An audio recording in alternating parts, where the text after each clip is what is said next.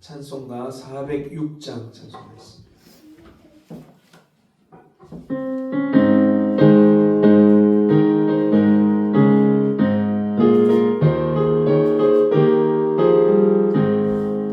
고난 내 영혼 편히 싣고 풍랑 위로도 안전한 보고 폭풍까지도 다스리시는 주의 영원한 팔을 의지해 주의 영원하신 팔 함께하사 항상 나를 붙드시니 어느 곳에 가든지 요동하지 않는 주의 팔을 의지함이라.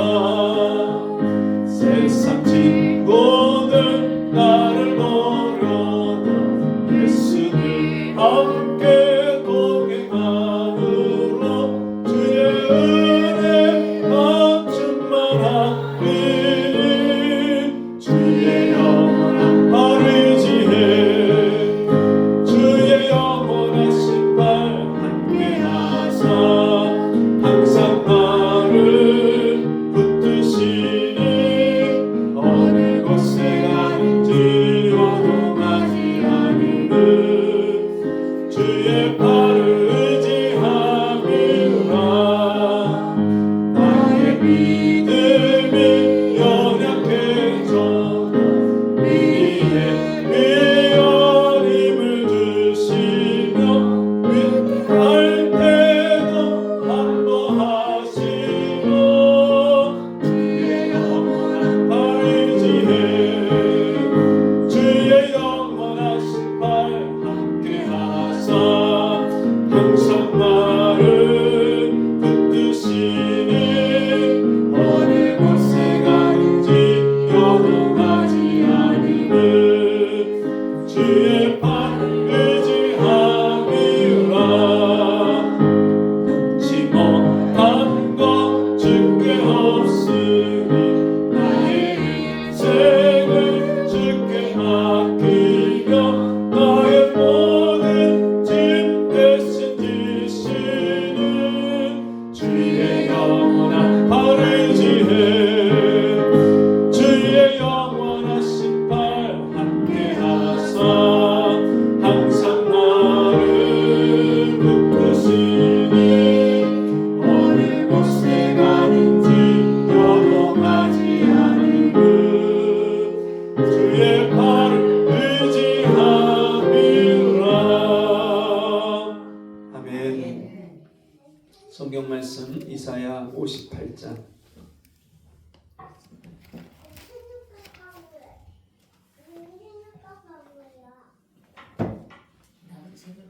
이사야 58장 9절에서 14절 말씀 한 절씩 교독합니다. 내가 부를 때에는 나 여호와가 응답하겠고 내가 부르짖을 때에는 내가 여기 있다 하리라. 만일 네가 너희 중에서 멍에와 손가락질과 허망한 말을 제하여 버리고 주신 자에게 내 심정을 구하며 괴로워하는 자의 심정을 만족하게 하며 내 빛이 중에서 돌아 내 어둠과 낮이 같이 될 것이야. 여호와가 너를 항상 인도하여 메마른 곳에서 내 영혼을 만족하게 하며 내 뼈를 견고하게 하리니 너는 물된 동산 같겠고 물이 끊어지지 아니하는 샘 같을 것이라. 내게서 날 자들이 오래 함께하라고 것이며 너는 역대에 파괴된 지초를 쌓으리니 너를 일으켜 무너진 데를 보수하는 자라 할 것이며 길을 수축하여 거할 곳이 되게 하는 자인지라. 만일 안식일에 내 발을 금하여 내 성일에 오락을 행하지 아니하고 안식일을 일컬어 즐거운 날이라 여호와의 성일을 존귀한 날이라 하여 이를 존귀하게 여기고 내 길로 행하지 아니하며 내 오락을 구하지 아니하며 사사로운 말을 하지 아니하면 내가 여호와의 안에서 즐거움을 얻을 것이라. 내가 너를 땅의 높은 곳에 올리고 내 조상의 야곱의 엉켜 기르리라. 여호와의 입의 말씀입니다. 아멘. 아멘. 성 무너진 데를 보수하라 라는 제목으로 같이 은혜를 나누겠습니다. 요한계시록 21장의 말씀에는 새 예루살렘 성이 나옵니다. 하늘로서 내려오는 이 새 예루살렘 성은 구원받은 성도들, 즉 교회를 가리킵니다. 그 새 예루살렘 성, 지금 이 땅에 있는 이스라엘의 이 지상에 있는 그 예루살렘 성이 아니라 하늘에 있는 새 예루살렘 성을 말씀하는데, 그 새 예루살렘 성은 한 면의 길이가 12,000 스타디온이라고 해서 그 길이가 2,300km입니다. 그래서 길이와 너비와 높이가 똑같은 2,300km 되는 그런 큰 성을 말씀을 하는데, 그 성은 그 성곽이 보석으로 되어 있고 그 길이 정금으로 되어 있는 흠이 없는, 그리고 완벽한 길이와 너비와 높이가 똑같은, 그래서 거기 쓰여 있는 그 기초석과 거기 쓰여진 벽돌들이 아주 똑같이 아주 하나같이 딱 맞춰져 있는 그런 성을 말씀하는데, 그 성에는 해와 달이 쓸데없는 하나님이 어린 양이 빛이 되셔서 그 등이 되셔서 그 모든 성을 밝혀서 아무 어둠이 없는 완벽한 성을 말씀합니다. 그런데 오늘날 우리 지상에 있는 교회, 우리 성도들의 모습은 어떠한가요? 요한계시록 21장에 있는 새 예루살렘 성처럼 완벽하지가 못합니다. 흠이 많고 허물이 있고, 교회도 세상 사람들이 볼 때 세상 사람들이 비난하는 성도들의 행위가, 삶이 오히려 세상 사람만도 못한 그런 모습들을 보고 교회를 사람들이 신뢰하지 않고, 교회가 세상에서 빛이 되고 소금이 되는 역할을 하지 못하다 보니까 이런 결과가 일어나고 있습니다. 너희는 세상의 빛이라. 그럼 지난 한 주간 빛으로 사셨습니까?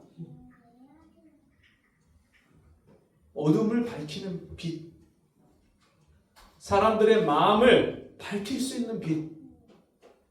누군가 나를 만나면 내가 그 사람에게 희망을 주고 소망을 주고 기쁨을 주고 그 사람에게 은혜를 끼칠 수 있는 그런 빛된 삶을 우리가 살고 있는지, 빛이신 예수님이 내 안에 계셔서 나를 만나는 사람이 나를 통해서 예수를 만나는 그런 삶을 살고 있는지. 여러분, 하나님은 살아계십니다.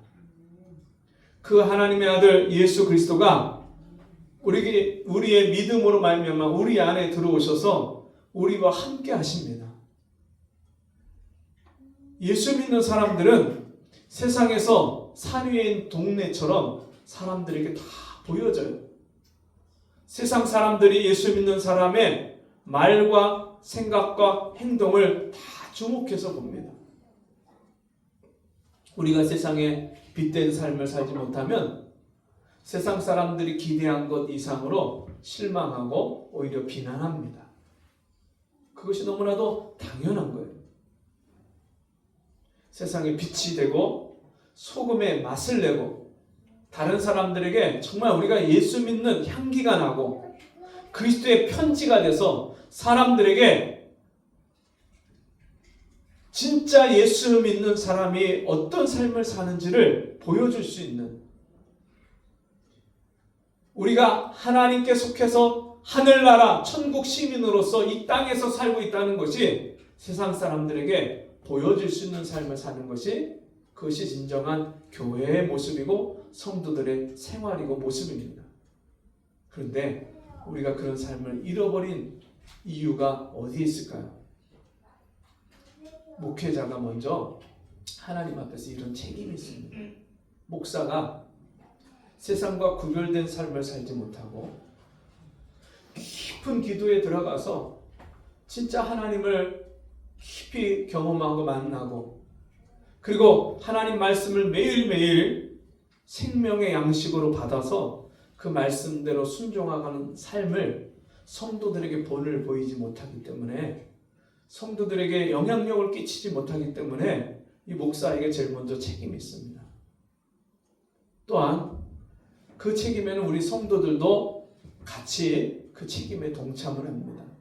우리 성도들이 정말 그리스도의 신부로서 세상에서 구별된 삶을 살고 죄를 버리고 죄를 미워하고 죄와 싸우고 하나님 말씀을 생명으로 붙잡고 살아서 한 말씀 한 말씀 머리로 그냥 아는 말씀이 아니라 내가 오늘 순종하고 살아야 될 생명의 그 말씀을 날마다 붙잡고 한 걸음 한 걸음 주님께로 가까이 가고 한 걸음 한 걸음 하나님의 말씀을 따라서 가는 그 길을 우리가 일상생활 속에서 인생길에서 살지 못하기 때문에 오히려 세상 사람만도 못한 인격과 삶으로 인해서 비난의 대상이 되는 겁니다. 지금 여러분 이 세상의 모습이 어떤가요? 정말 이 세상에 여러분 파라다이스인가요? 이 세상이 파라다이스가 아니에요. 요즘에 사람들이 아주 고급 아파트를 꿈꾸고 그 고급 아파트에 들어가면 자기의 소원을 이루는 것처럼 생각하고 아주 그 좋은 아파트에 비싼 돈을 지불하고 빚을 얻어서라도 그런 집에 들어갑니다. 그러면 아주 관리가 잘 돼 있고 시스템이 잘 돼 있고 비가 와도 눈도 안 맞고 비도 안 맞고 눈이 와도 끄떡 없고 비가 와도 걱정 없고 그리고 그 좋은 아파트에 들어가서 좋은 집에서 풍요로운 생활을 사는 것 그게 인생의 꿈이라고 생각해요. 근데 여러분 아무리 좋은 집에 들어가도 우리가 내 자신이 인격이 내 내면 세계가 바뀌지 않으면 절대로 거기가 파라다이스가 될 수가 없습니다. 우리 인생의 현실은 날마다 근심, 걱정, 슬픔이 가득한 인생을 살 수밖에 없어요.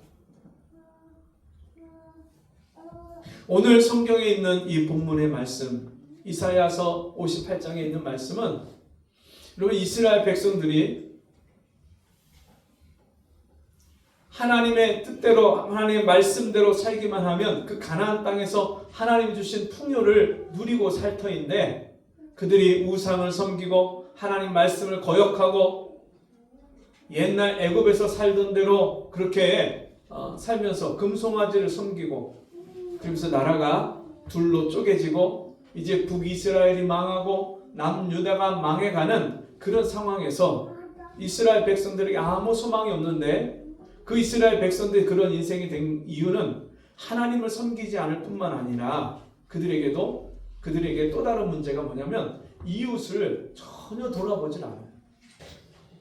어려움 당한 사람들을 오히려 더 이용을 해서 그들의 것을 뺐지 자기 욕심을 채우려고만 살지. 여러분 정말 하나님이 나를 사랑하시고 하나님이 우리를 돌보신 것 같이 우리가 다른 사람을 사랑하고 다른 사람을 돌보는 그런 삶을 살지 않는. 그러면서 하나님 앞에서 이중적인 생활을 삽니다. 하나님을 잘 섬기는 것 같이 그렇게 예배드리고 제사드리지만 또 다른 곳에 가서는 우상을 섬기고 그리고 일상생활 속에서는 포악을 행하고 그렇기 때문에 하나님께서 그들을 향해서 그들의 죄와 허물을 이 이사야 선지자를 통해서 또 이스라엘 백성들에게 깨우치게 하고 알리게 하라고 말씀합니다. 이 58장 1절을 보시면 이렇게 시작됩니다. 제가 읽어드립니다. 크게 외치라. 목소리를 아끼지 말라. 내 목소리를 나팔같이 높여 내 백성에게 그들의 허물을 야곱의 집에 그들의 죄를 알리라. 하나님의 백성에게요, 하나님의 자녀들에게 그들의 허물과 죄를 알려줘라. 근데 어떻게 알리래요? 내 목소리를 아끼지 말고 크게 나팔같이 날려서 그들에게 알려주라는 거예요.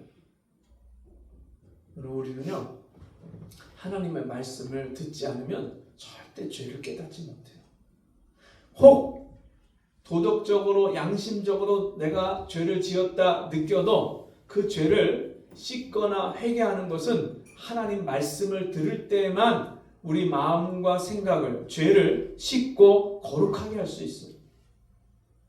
그래서 그 백성들에게 죄를 고하고 허물을 알리고 그들에게 전하라고 말씀을 합니다. 자, 그렇게 할 때 어떤 일들이 벌어지느냐? 2절, 그들이 날마다 나를 찾아 나의 길 알기를 즐거워함이 마치 공의를 행하여 그의 하나님의 규례를 저버리지 아니하는 나라 같아서 의로운 판단을 내게 구하며 하나님과 가까이 하기를 즐거워하는도다.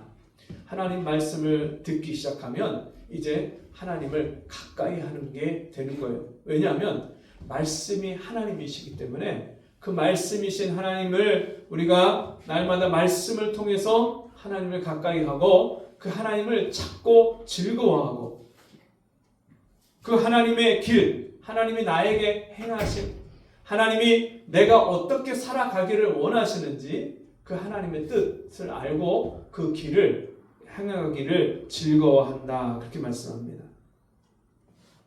자, 그러면서요, 9절 말씀, 오늘 본문을 이제 돌아가면 내가 부를 때에는 나 여호와가 응답하겠고 내가 부르짖을 때는 내가 여기 있다 하리라. 네가 부를 때, 우리가 누구를 불러요? 하나님을 부를 때 하나님이 응답을 하시겠다 말씀하시고요. 내가 부르짖을 때, 누구에게? 하나님께 부르짖을 때에 하나님이 내가 여기 있다. 그렇게 우리를 만나 주시겠다고 약속을 하시는데, 만일 내가 너희 중에서 멍에와 손가락질과 허망한 말을 제하여 버리고, 자, 우리가 하나님을 찾고 하나님을 부르짖으면 우리에게 나타나는 현상, 변화되는 일들이 일어나는데 그게 뭐냐? 멍에와, 이 멍에는 우리가 다른 사람을 압제하고 다른 사람을 짓누르고 다른 사람을 힘들게 하는, 스트레스를 주고, 이런 것들이 다 멍해요. 가정에서나 또 직장에서나 이웃에게나 우리가 다른 사람들을 그렇게 자기의 가진 힘과 권력을 가지고 남을 짓누르고 압제하는,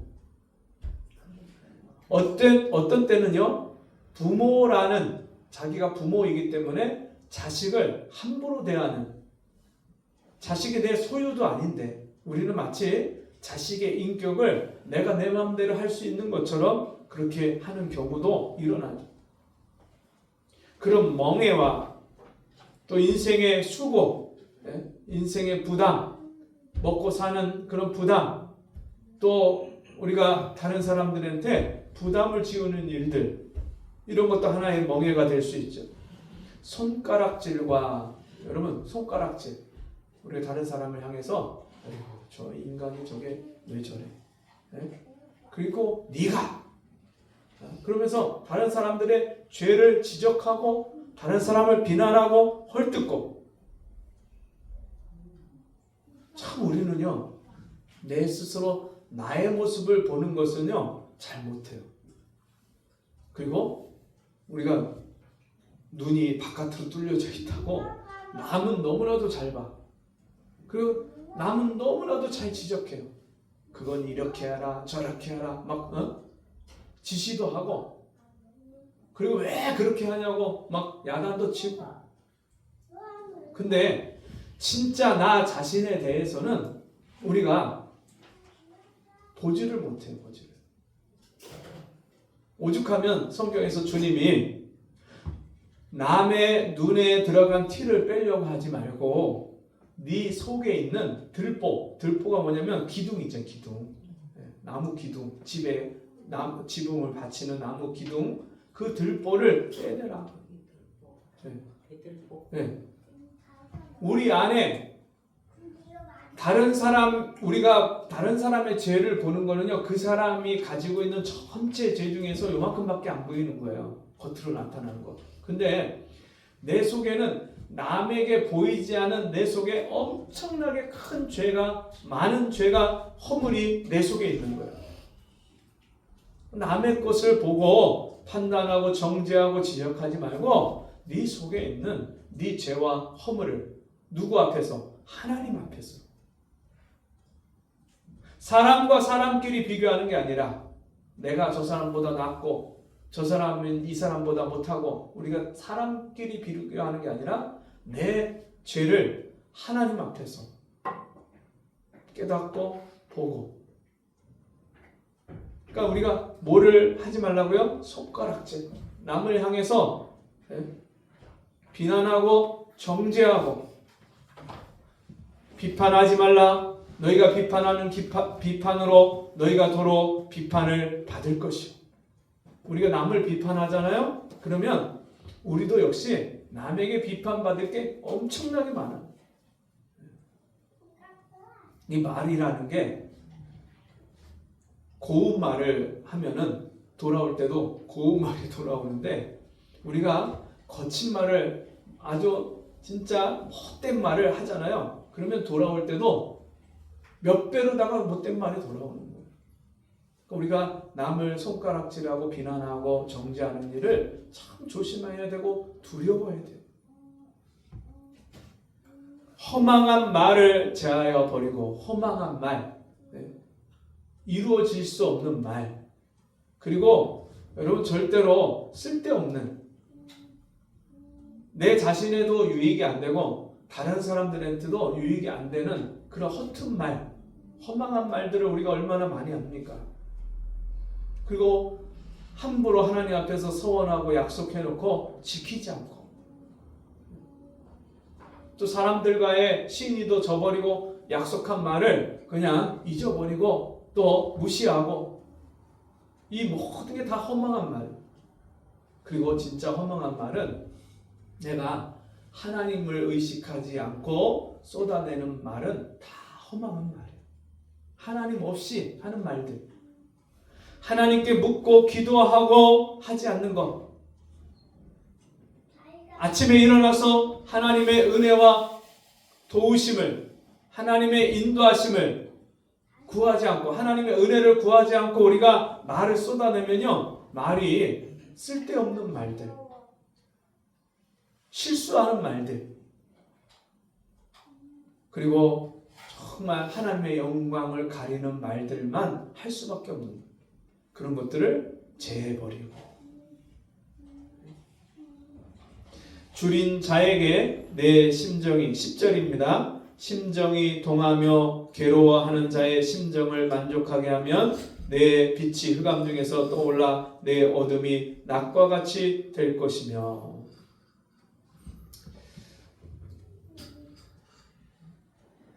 이 땅에 도움이 필요하지 않은 사람은 아무도 없습니다. 우리가 정말 하나님께 도움을 구하는 그런 삶을 살 때에 우리가 내 필요만 보는 게 아니라 다른 사람들의 필요를 보기 시작해요. 우리는 항상 태어날 때 죄인으로 태어나서 이 죄인의 기질을 가지고 있는데 그게 뭐냐면 자기중심적이고 이기적이에요. 사람이 얼마나 이기적이고 자기중심적인지 몰라요. 남을 배려하고 다른 사람의 입장에서 생각하고 말하기보다 항상 자기 중심에서 내가 옳고 내가 판단하는 것을 가지고 다른 사람을 우리가 판단하거나 말하는 그런 모습이 우리에게 있는 기질이에요. 기질. 죄인에 있는 기질. 자, 그런데 우리가 하나님께 부르짖고 하나님 앞에서 내 모습을 보기 시작하고 그러면 어떤 변화가 일어나냐면 이제는 다른 사람의 형편을 그게 보이기 시작해요. 아, 저 사람 내가 이걸 좀 도와줘야 되겠구나. 아, 저 사람 저게 좀 필요하겠구나.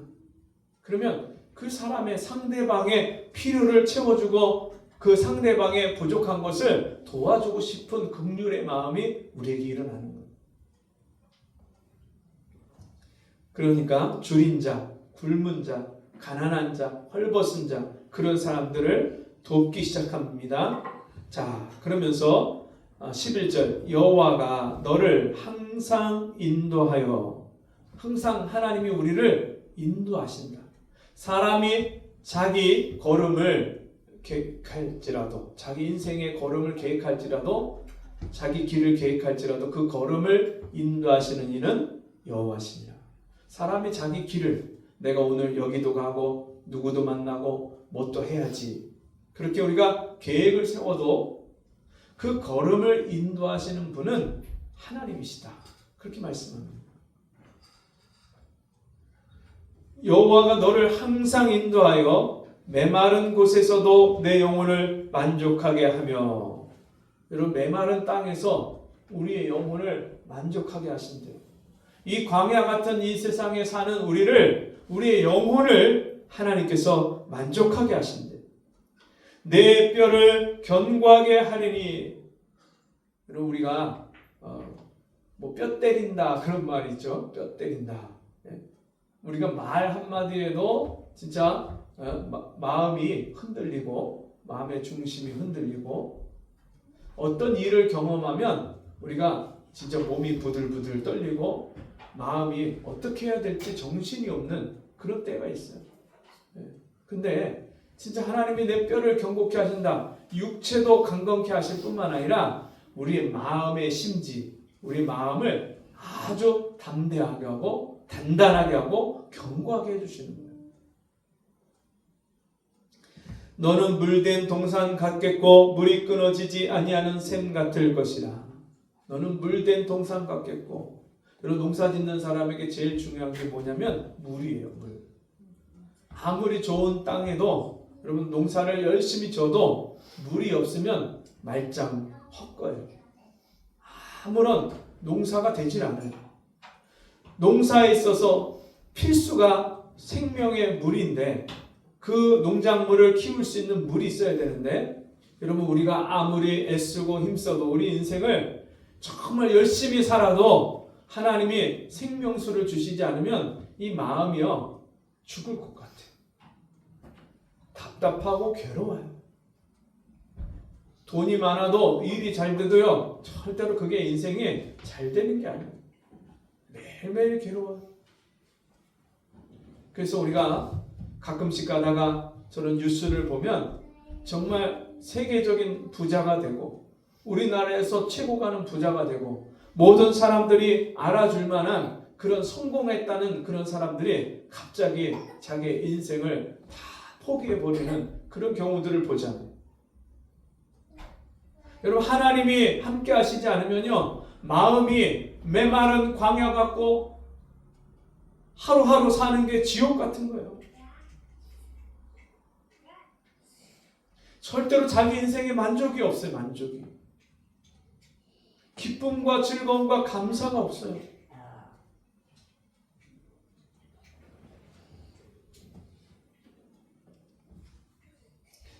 여러분 이렇게 우리 인생을 정말 비참함 가운데 있을 때에 다시 하나님께서 우리에게 하나님을 찾고 하나님을 가까이 함으로 말미암아 우리의 무너진 영적인 그런 부분들을 다시 세우라고 말씀을 합니다.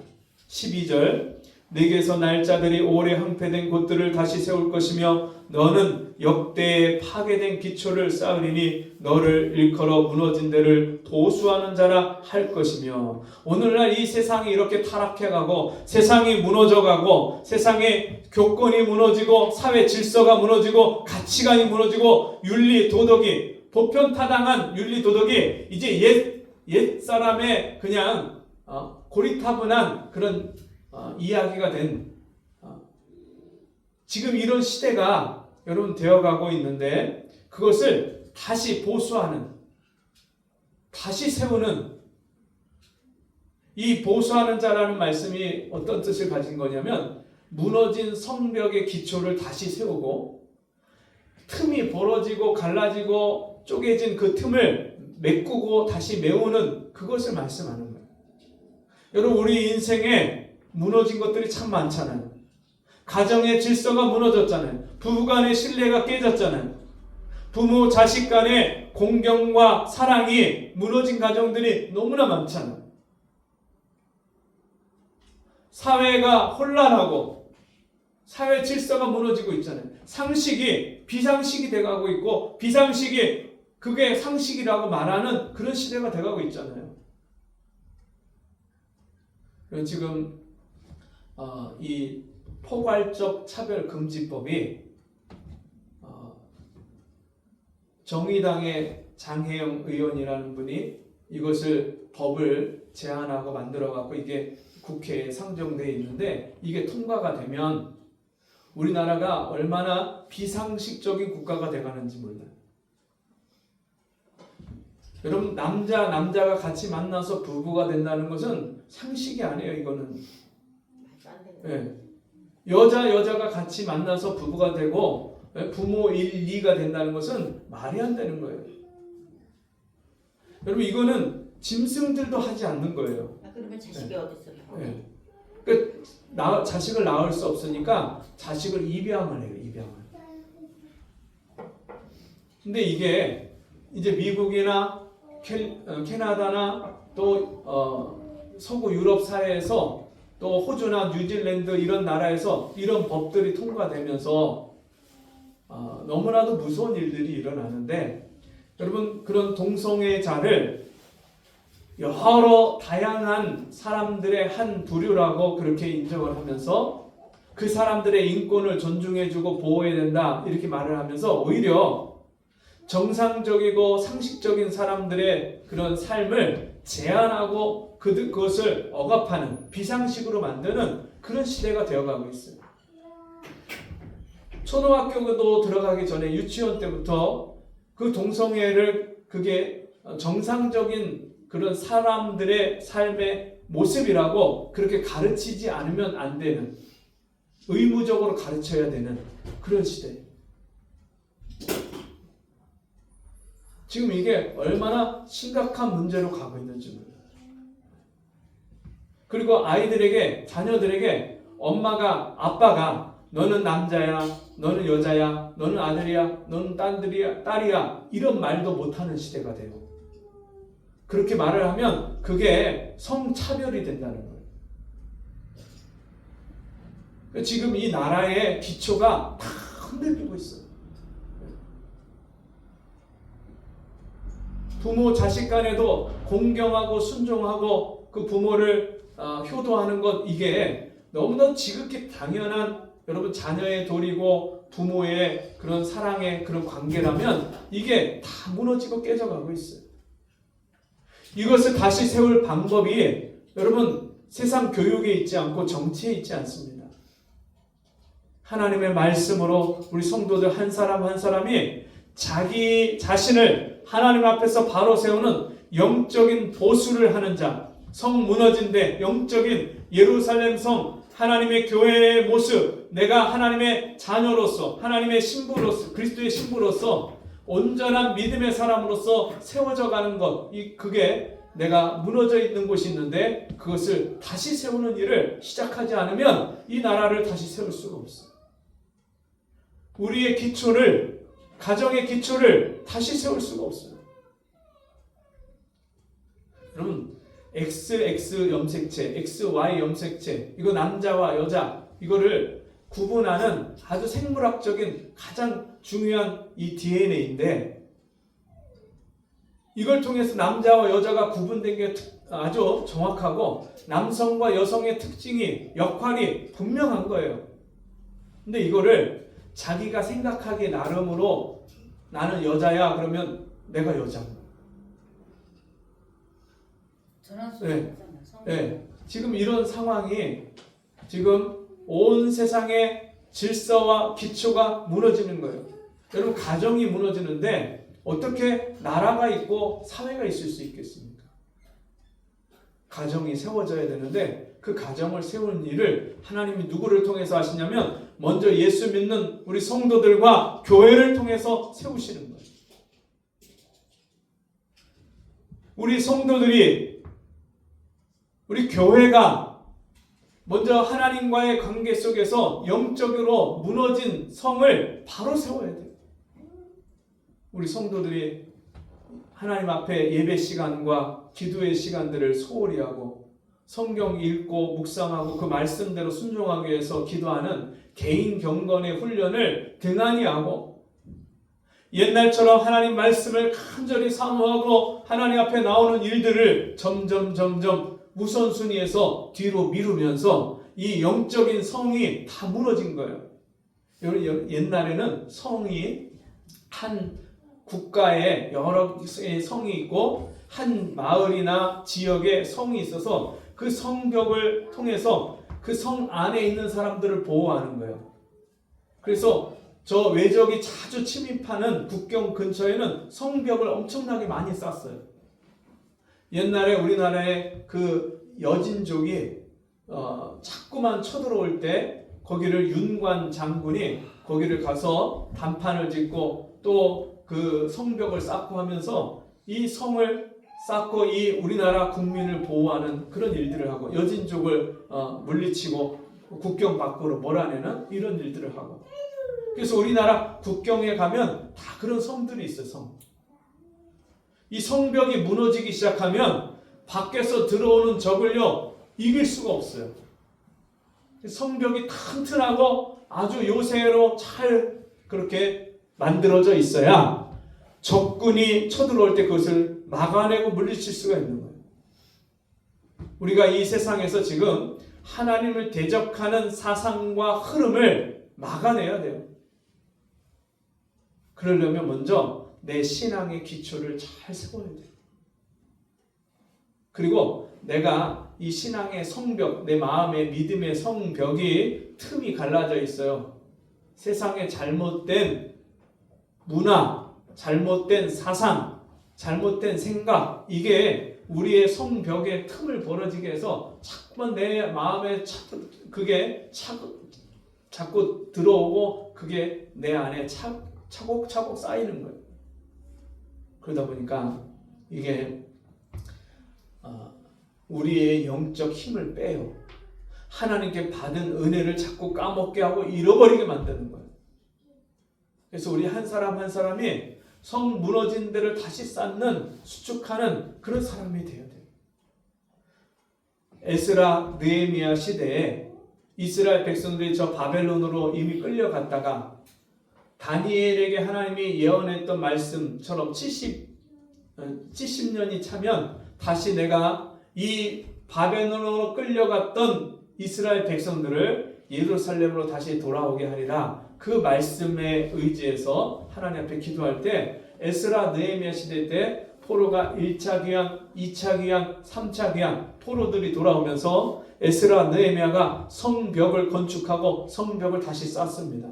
근데 그때 수많은 원수들이 이스라엘 백성들이 예루살렘 성벽을 쌓는 것을 방해하고 해방하는 자들이 있었어요. 산발락과 도비야 이런 사람들이 이 이스라엘 백성들이 성을 건축하는 것을 비난하고 정부에다가 이 사람들이 다시 나라를 세우려고 하고 반란을 일으키려고 한다 이렇게 하면서 그 일들을 해방하고 비난했어요. 그때 이 느헤미야서를 보면 느헤미야가 백성들과 함께 초병들 성을 지키는 적을 경계하고 무찌를 수 있는 그런 사람들을 절반을 세워놓고 절반은 그 손에다가 한 손에 병기, 칼과 창을 들고 또 한 손에는 성을 쌓는 기구를 들고 그리고 서로 교대해 가면서 이 성을 계속해서 쌓는 거예요. 지금 우리가 비상시국이에요. 비상시국. 지금 여기서 우리가 밀리고 여기서 성벽을 건축하지 못하면 이 나라의 질서가 완전히 무너져요. 그래서 10월 27일 되면 그날 이 차별금지법이 잘못됐다는 것을 한국 교회가 같이 모여서 이 나라 법을 만들고 나라를 다스리는 사람들에게 이것이 잘못됐다는 것을 알리고 뿐만 아니라 하나님 앞에서 우리도 이렇게 된 데에 책임이 있잖아요. 교회가 거룩하지 못하고 성도들이 거룩한 삶을 살지 못하고 빛된 삶을 살지 못한 것에 대한 하나님 앞에서 회개하는 시간을 갖는 거예요. 광화문 일대에 모여서 우리가 이 일을 하는데 정말 여러분들 나오실 수 있는 분들은 같이 나가셔서 일에 동참을 하고 또 몸이 불편하거나 또 시간이 안 되는 분들은 여러분 기도를 하시고 이 유튜브로다가 이 방송이 방영되니까 그것을 같이 시청하면서 기도하시고 그래서 이 나라가 다시 바르게 세워질 수 있도록 뿐만 아니라 우리 자신의 개인의 경건과 또 교회가 거룩하게 세워질 수 있도록 여러분 함께 힘써 주시기를 바랍니다. 우리 함께 기도하겠습니다.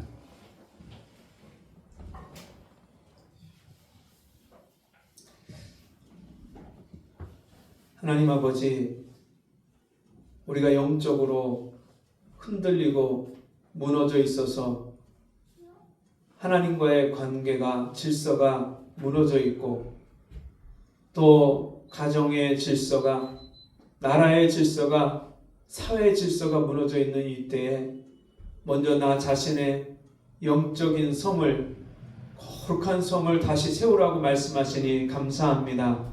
성 무너진 대를 보수하라고 하신 주님, 내가 어디서 무너져 있는지 어디서 하나님과의 관계가 잘못되어 있고 영적인 질서가 무너져 있는지 깨달아서 다시 믿음의 기초를 다시 세우게 하시고 우리 영적 생활의 질서가 다시 세워질 수 있도록 도와주시옵소서. 이 나라를 긍휼히 여겨주시고 이 나라의 질서가 다시 세워지게 하시며 정말 하나님이 정말 인정하시고 하나님이 기뻐하시는 나라로 이 나라가 다시 세워질 수 있도록 은혜 내려 주옵소서. 예수님의 이름으로 기도합니다. 아멘.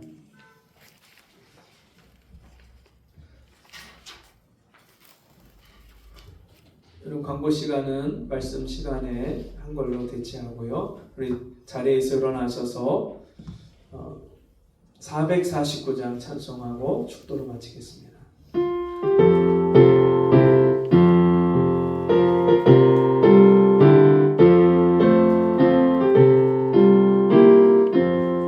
예수 따라가며 복음 순종하며 우리 행할 길 바라겠네. 주를 의지하며 순종하는 자를 주가 늘 함께 하시리라. 의지하고 순종하는 예수 안에 즐겁고 복된 길이로나. 해를 당하거나 우리 고생할 때 주가 위로해 주시겠네. 주를 의지하며 순종하는 자를 주가 위해 주시리라. 의지하고 순종하는 길은 예수 안에 즐겁고 복된 길이로나. 남의 짐을 지고 슬픔 위로하며 주가 상급을 주시겠네. 주를 의지하며 순종하는 자를 항상 복되어 주시리라. 의지하고 순종하는 길은 예수 안에 즐겁고 복된 길이로나. 우리 하는 것을 주께 다 드리며 우리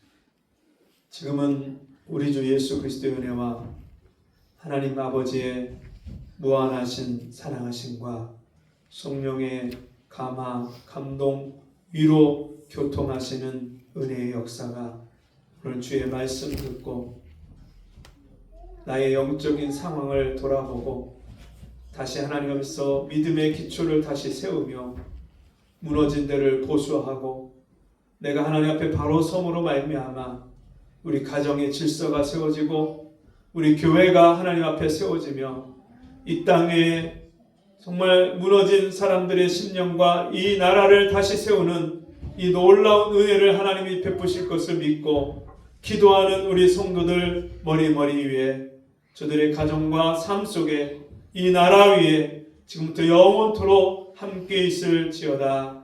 아멘.